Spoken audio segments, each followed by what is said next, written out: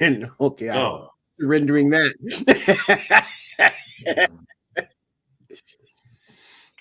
I have a response to that too. Woo, good day, greetings, good afternoon, good morning, good evening. Whenever you are tuning in, it's a good time to be with you. Welcome to the Upper Room. I'm your host, Eugene Holden, and I'm just so very, very pleased to be here with you. And today I have again my beautiful brothers, my friends. I got Ron Blair here today, hailing from Illinois. And then I have my brother Charles Hall hailing from New Mexico. And here we are just having a beautiful, as I like to quote from the Book of Brown, having a funky good time. Having a funky good time. So I want to welcome everybody here to the upper room. And I'm going to go ahead and go along with what I've written down because it plays very, very clearly into what we were just discussing, right? Well, let me just start here. We were speaking about living in that surrendered space. So what I was writing down before we got on is like there's still a lot of talk coming from a place of separation and divisiveness. I've been watching stuff. I sometimes get distracted by the little TikTok things and the YouTube shorts and all of that. I'm watching this, and I remember saying a day or so ago, I'm looking at, it was this student on a college campus, and was talking with the woman behind her phone camera. And one, she's Palestinian, the other one is Jewish, and so they're having all this thing, right? And they're just upset. And I'm looking at it going, wow. And I said, WTF? Where's the faith? Where's the faith? Where's the forgiveness? And we've been talking about this over the however long that, this mass distraction, so we, as usual, these conversations that are being had are designed to keep us distracted from who we truly are. And it keeps us distracted from coming together to having the conversations, those conversations that help to heal, right? So what I want to talk about today is creating spaces in our own individual and collective lives to have those creating a space to have those needed conversations of surrender, of love, of forgiveness. So the question that I have for all of us, and anybody can jump in to answer, is, so what do you see as a way to create space to have more courageous conversations? Before you answer, because I've talked to other folks and I understand the spirituality of it in the spiritual space, and we don't. And I've watched people sink their heads into the sand because they think that they're being spiritual, right? And not really taking that spirituality and putting it into action. So again, the question is, what do you see as a way to create space to have courageous conversations? Surrender is a great conversation to have. Mm-hmm. Well, I always surrender to Ron B because I'll just bow down before his wisdom every time. So I'd love to hear from him first. I mean, I'm happy to go, but I love listening to Ron. It's interesting, Eugene. I'm totally coming from a whole different place now. When I'm really embodying God as all there is, and everything is in divine order, what's wrong? Yeah. See, so from that perspective, there's no need for anything. All needs are met when I remember God is my source. So it's not a formulated practice one can do. I'm realizing one is just being asked to be still and remember. Be still and remember who one is, and then realize that everything that is taking place for my preparation of fulfilling my purpose. Nothing's wrong. Nothing's out of order. So it gives me the opportunity, the child of God, the creation of God, with all the attributes and qualities of God, to see what I'm creating as my experience. That's all I'm responsible for, because everything else is already taken care of. Where I'm to be, who I'm to be with, what is to be said. If I'm surrendered, then I would be a witness to that, and it would be a miracle most of the time. The hard part about what Ron B's talking about is that you talked about distraction. It cuts through the distraction. The hard part about it is that all of a sudden folks can't be fed by drama. Right. There's no more drama in like Mary J. No more drama. There's no more drama. And we love. The distraction is all the drama, right? Exactly. Taylor Swift and Travis Kelce. I mean, what? I mean, come on, man. Who cares, right? Exactly. A Palestinian and an Israeli. Distraction. Drama. Russia, Ukraine. Distraction. Drama. Are people dying? 100%. Do I have compassion? Does my heart feel? 1,000%. But all I hear is creating those moments means that I'm taking unwavering responsibility for my life and where I'm at and my relationship with Source and the Creator, what I now call harmony. Beyond that, I mean, once I do that, there's not a whole lot of more room for distraction and all that and that drama. So any moment becomes an opportunity for a conversation about surrender, about love, about reconciliation. Exactly. And I'm taking personal responsibility for my life.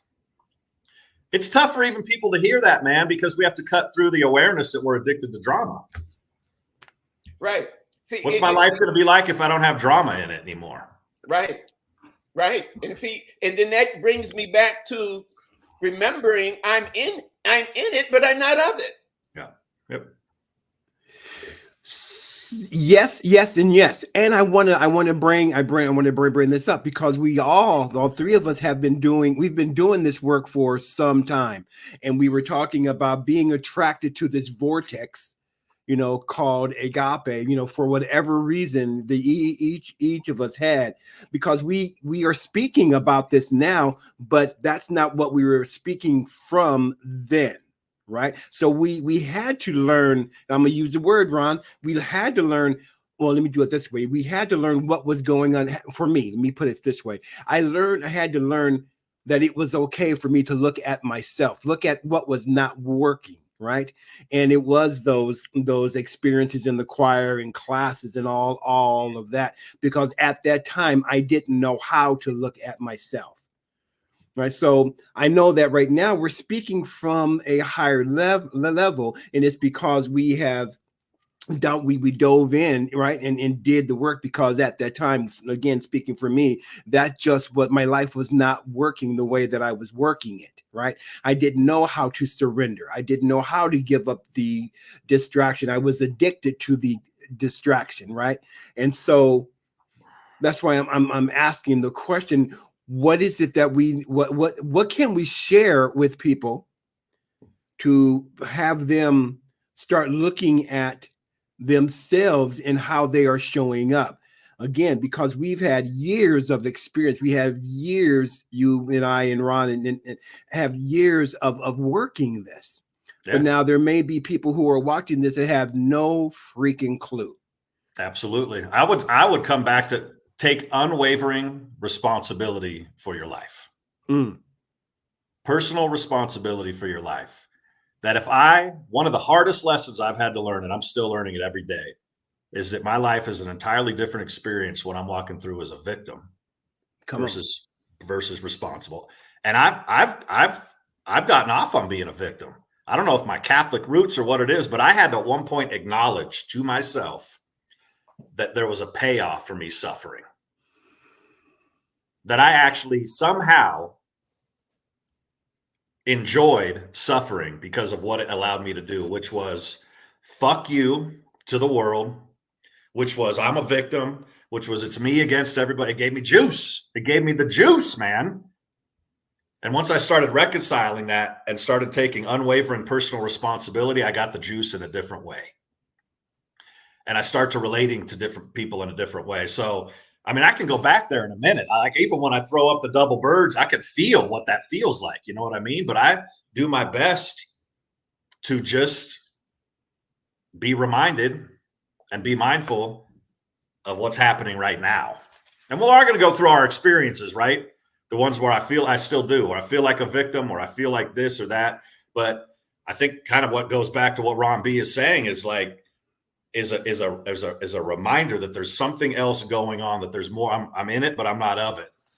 And it's just, man, how do you get there? I don't know. You just keep living, man. Stay alive. Well, but Best you can. but not just keep living, having the willingness to look at self. That was my whole thing, and it came through this experience of a relationship that I sabotaged not once but twice, right? The first time, then a year went by, we got back together and sabotaged it again. And it was that second time that I had to look at myself and say, hey man, what is it about you that is afraid to be loved? But I think what Ron B is saying also is that there's nothing wrong with that either. See, actually, that's just hang on, Ron. Unfolding. You just didn't feel good, but it was purposeful. Yeah, it was because I know, Ron. I know. Hang on, because it gave me the opportunity to look at self. So so it was all good. Go ahead, Ron. Yeah, it is. See, again, nothing's out of order. Yeah, it's all perfect. It really is. Exactly. Intelligence is creating the situations and scenarios for us to be in order to gather the information that reminds us of who we are or lifts us to a state of consciousness that begins revealing our purpose of being here. See, it's, you know, I come to realize that there's a whole lot of stuff I make up. I saw that too. He's just slapping it away now. Let's go. You know, I have to listen to me now. Yeah. Oh, see, say that again. Because it's me saying something that is putting me in a place that I'm in. Nobody has that power. Nothing outside of me has that power. Right. So if I'm experiencing something, I just need to take a look at, how did I see that? Mm-hmm. Where am I coming from? Who am I saying that I am? See, those are the steps. See, be in the moment, hear what one is saying about what they're experiencing, and then maybe sometime ask the question, is that true? Is that true? Is that true? It may not be true. And if it isn't true, then for what reason am I reacting to it? Right. See, it comes down to listening to what I'm saying. I'm creating this experience. Yeah. Yeah. You know, and that's one of the most difficult things for people to understand or to recognize or to really see is that, oh, I'm creating this. Now, that reveals the power that one is. Right. Now all that takes a look at how you're using this power. Right. Ooh, see, then that also brings up responsibility, right? You damn straight it does. Right, right. Because once I realize, oh, I'm using this power.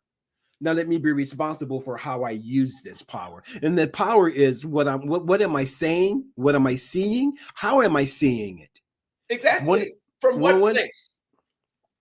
One of the greatest aha moments for me, and I've had a bunch of them throughout the years, but one of the greatest ones was that one where people go, well, you make me feel. I'm like, wait a minute, you have no power to make me feel anyway. I have that power. And if I feel some way because I think you are the one that did, I just gave my power away. You know, It's like, well, wait a minute, you don't have the power to make me feel anyway, whatsoever. I don't care who you are. Yeah, it's another addiction for us is the whole idea of codependency. Right. Yes. See, even Right. to the point that where if I'm hearing myself say I'm not being heard, then my next question has to be, where am I not hearing myself? Exactly. Exactly. I'm not being seen. Well, why are you hiding? Where am I not seeing me? Right. See, Right. We're only experiencing our own projections. Isn't that amazing? That's It it. is. That's it. Even in That's our it. relationships. Yeah. Yeah. And if you get a good mate, then they're going to bring out all the stuff that need no longer be carried along. Yeah. You're being asked to let go of it.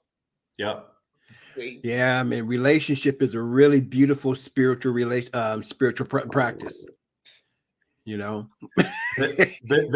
I want to address real quick the thing that you brought up too about, were we on the air when you talked about you were watching the news story with an Israeli and a Palestinian? Yeah, there was painful interaction. Yeah, right. You know, I look out in the world and I see people like weighing in on what's happening over there, right? Right, like right. Through social media or whatever, and I think it's like, what do they call it? Tilting at windmills, or chasing clouds or whatever it is. Like, this is C Hall has come to an awareness that me weighing in from afar on what's happening over there does nothing. It does nothing. Zero. It's me being distracted or participating in the drama, right? But here's where I feel on the edge of myself more now, is I don't think of myself as a community organizer or an activist or anything like that. I'm really not interested in it. But what I do is, if I always bring it back to, is I think, what if something like that was happening on my street, right here on my block? There was a neighborhood squabble about, your dog shitting in my yard, or, whatever the stuff might be. What would I need to access inside of myself in order to reveal harmony in the midst of that? For me, come on, man. And then hopefully for the neighborhood, right? For my block. That's, I really do appreciate activism. Like, where would human consciousness be without the large movements, women's suffrage. And I appreciate that. And my walk, and maybe this is the addict in me that needs to keep it real simple, is what can I do just in my local environment to reveal harmony? And so, and for me, I think if I would just offer that if 8 billion of us were looking to make an impact of more love in our local environment, we would probably achieve what we're trying to do in mass by trying to hold other people responsible for their behavior. Does that make sense? You know what I mean? Like, if I'm taking responsibility for showing love where I am, I think that we're going to have based on the principles that we're talking about, have the effect of this mass change that we'd like to see. More generosity, more sharing, more peace, love, et cetera, et cetera. I come to this realization now. God is all there is. And it's everywhere present. There's not a spot God is not. We know all of that. So, that time when they had the bombing in London. Subway. And it shook me in a way where I started asking, what can I do? And I heard, be still and hold the light. And I said, but I'm just the only one. Then I heard, close your eyes and be still and watch.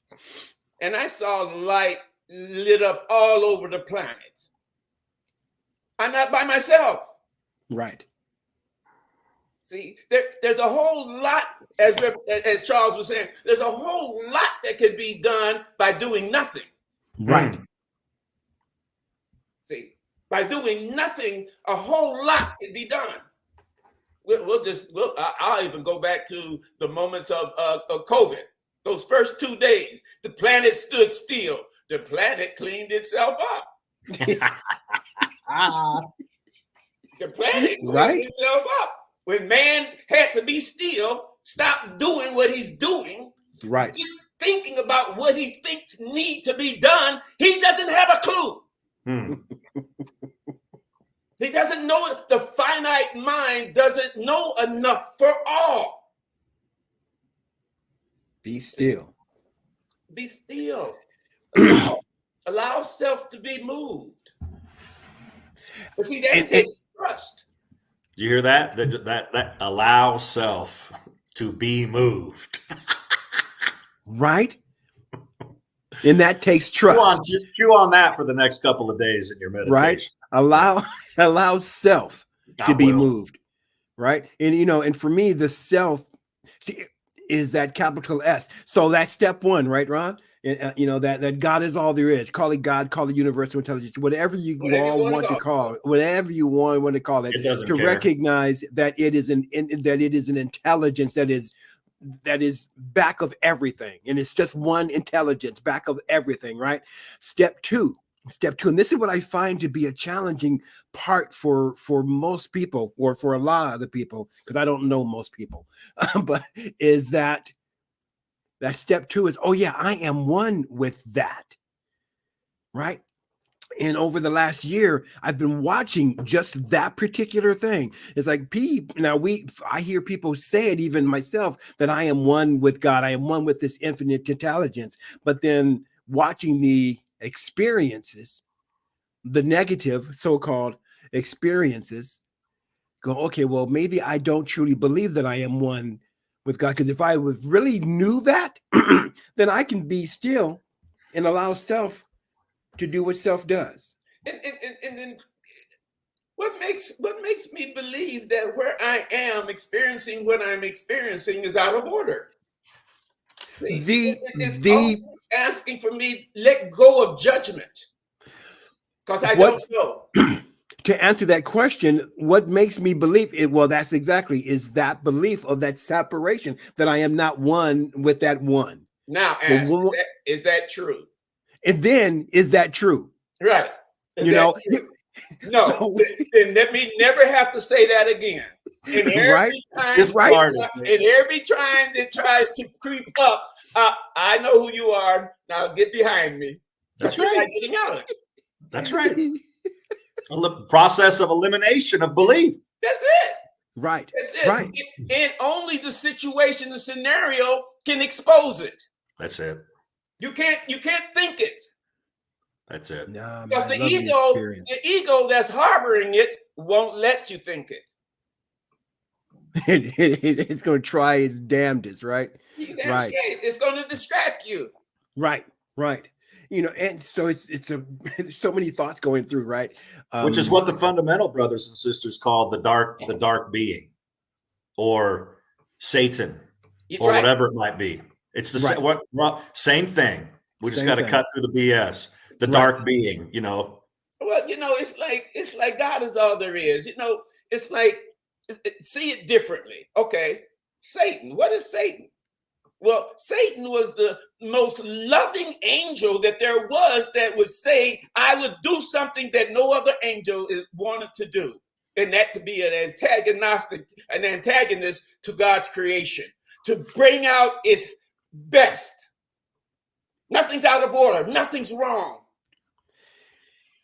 Every experience. God is all there is. How can there be something outside of God?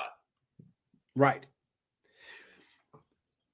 Going back to the challenges that some people have with believing, because that's all it is, believing that they are one with God. So then let me take out the word God and say that there's only one life, period, right?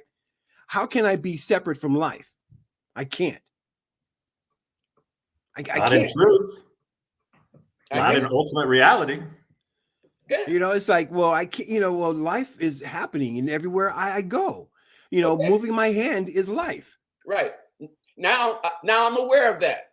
Now I'm aware of that. Now, what am I saying is going on that is making me feel this way? Mm-hmm. Life is all there is. But I can't deny I'm feeling a certain way that doesn't. See? Now, that only calls for me now to get still. Say that again. It only calls for me to be still now. Okay, yeah. Don't go in the mind trying to figure it out. Because there's nothing to figure out. There's nothing. That's to why I figure said. out. That's why I said Business. be still and know. Exactly, and then become so present, so available that you can hear the answer. See, the child of God ain't got no challenges, no problems, challenges. no challenges, no problems. What the child of God has is an opportunity. And every experience is an opportunity to remember that you're the child of God. That's all. That's all that's taking place. Every experience, don't call it, you can call it good, bad, or whatever. Every experience is an opportunity to love. Exactly. Remember who you are. Like, oh yeah, that's right. Oh yeah. You know, there's an exercise where a person might be having an experience. And Ron, I love the question because this is how I was reminded of this exercise. And there's an experience that's going on. And the question for myself is,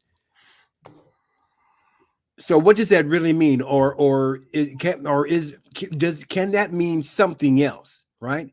Or having the experience, okay, this is what I call it. And then is it true? Is it true? You know, one of the examples that I use in classes is when I was first divorced 20 something years ago, and the kids were very, very young, and I would go to visit them, right? You know, so the boys were 5 and 7. And when I would go, you know, to the house, hey Dad, how you doing? They give me a kiss, and then they'd be gone, right? And I would be, they don't love me. And I had to stop and ask myself the question, well, what else could this mean? Oh, it means that they're 5 and 7 and they have friends they want to go play with. Is it true? Yeah. Okay, well, cool. Have a good day. Exactly. Right. But it takes courage to stop and ask, okay, and I love how we are created. We are created so beautifully with these feelings and emotions. And I get to ask myself, oh, what's this feeling about? And I can go through, okay, because the thing is, my thought creates what I feel. So what must I be thinking to feel this? Right? Well, What must I have a feeling, and then there's an interpretation of that feeling. Right. You see, now I have to be with the interpretation. Is that true? And is that true? Is that true? And here's what I love. Yeah, this feeling may not be saying that. And the interpretation is probably going to come from some reference of the past. Yeah, there's a dance happening in there. Probably coming from reference from the past. Yeah. Truly coming from the past, right? So it creates the opportunity for the child of God to be in the present moment now and hear what's emerging. Yeah. Cause the self to be moved. Yeah. Cause the self to be moved. There's the movie Contact, right? Which based on Carl Sagan's book, came out a long time ago. There's like at the beginning of it, there's like a meditation of sorts where it's zero, like the focus of the movie zero, you know, it's on Earth and all the noise that's created here, you know, radio, television, people, just noise, all together. And then slowly the focus moves away from planet Earth away from it, right? We'll call it into deeper space. And the further it gets, the focus is quieter and quieter and quieter. And over the first, I don't know how long this what I call meditation lasts, 45 seconds of the movie. By the time it gets to the end of it and goes into the actual story of the movie, deafening silence. The thunder of silence, as Joel Goldsmith called it. Right. That to me has always been a wonderful illustration of what Ron B is speaking of right now too. Pulling away from all that interpretation, input, noise. It's noise, right? It's just blah. Yeah. And then getting away to be able to just listen truly. Be still and be moved. Be still. There was a movie. Remember they used to say, treat and move your feet? Yeah. Now we used to ask, what did moving your feet mean? Get into action, get into action, get into action. Yeah. Sometimes. However, I came to the realization treat and move your feet was treat and trust. Treat and trust. Treat and trust. Because everything that was said is already taking place. Right.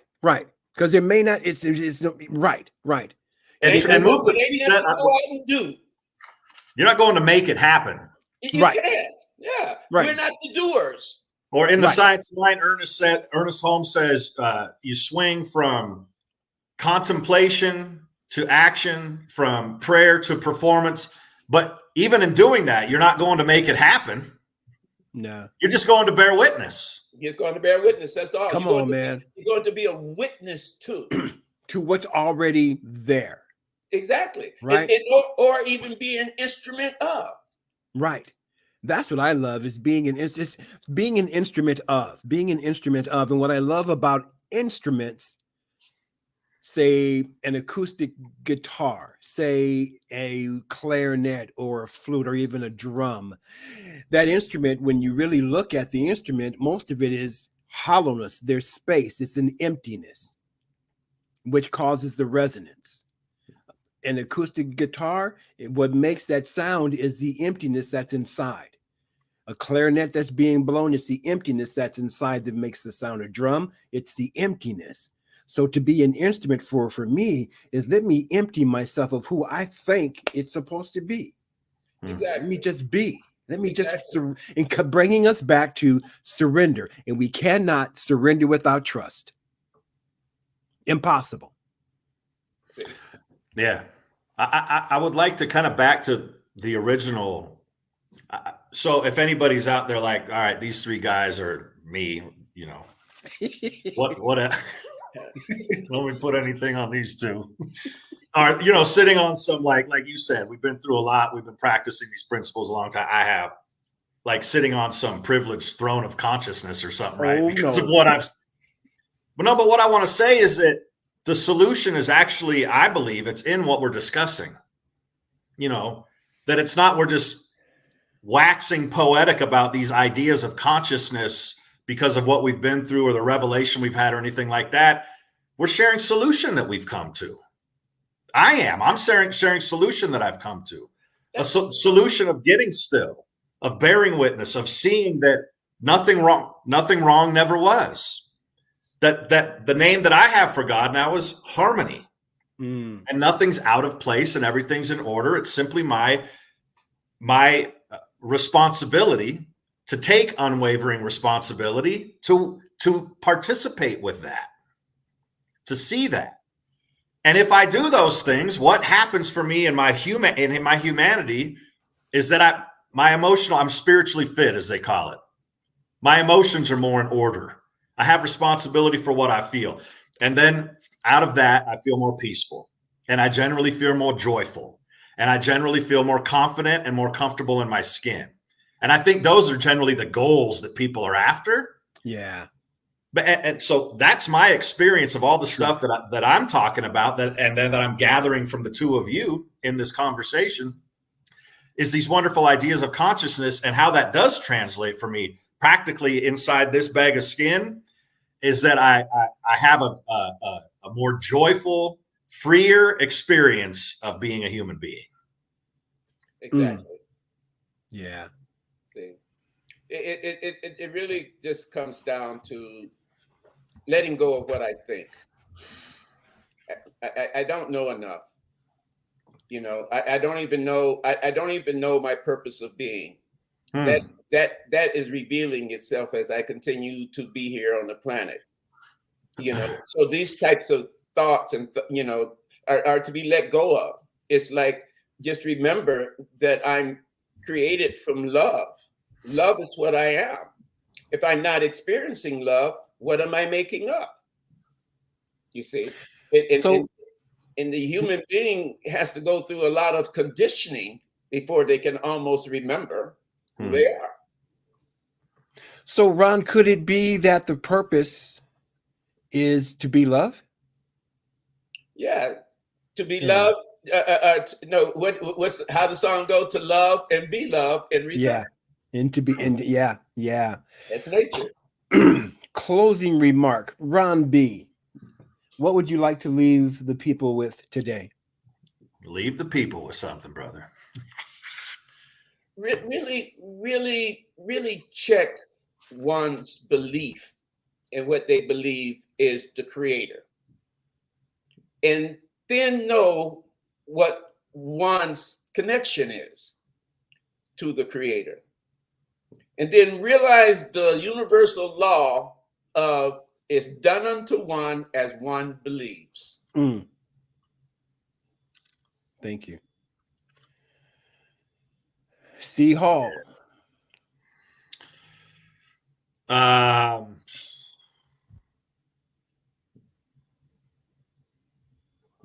let go. Let go. The freest that I have ever felt in my life is when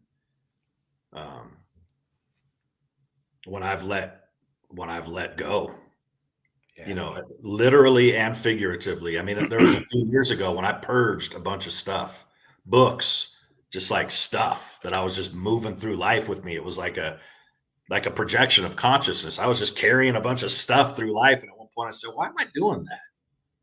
And, you know, our stuff represents our insides, our values, things like that. I appreciate that. But even, you know, as I think about, you know, recovery from alcohol and things like that, man, I just realized that the internal stuff that I held on to that I thought gave me meaning for so long was a hindrance to what I believe we've been talking about, which is a direct let go, which allows me to directly experience my sonship, my divinity, my purpose, you know, which is forever unfolding. So whatever let go means, work on letting go. Whatever I've got, whatever I'm so firmly in relationship with. Yeah. Let me work on just letting go of it. There can be volumes there as far as a workshop, like how to go about doing that. But just like, that's what I'm with every day. You know, I workshop myself. So how can I let go more today? How can I let go more? Yeah. And if I can allow myself to be moved. That's my takeaway for today, brothers. Yeah, and if I could piggyback a little bit on that too. The one thing I realized all I needed to let go of was my thinking. Yep. Yes. What are you thinking about? And the encyclopedias. Yeah. Think about what you're thinking about. See. Yeah. What I want to leave with everybody is to, as we've been saying, right, is remember who you are. Yes. And then know that it's okay for you to be who you are. Exactly. Know that it's okay to be who you are. All right. Man, I want to thank everybody for tuning in again. Yeah, buddy. Loving being here with my brothers, Ron Blair. Raise your hand, Ron Blair. And then, of course, Charles Hall. You don't have to raise your hand because they know who I am. And I'm not you. Yeah. Push him up, Seafood. Again, this has been The Upper Room, and we're here every Wednesday at 12 p.m. Eastern Time. You can catch us. If you didn't catch the live recording, you can catch it on LinkedIn, YouTube, and on Facebook. And as we like to say, peace.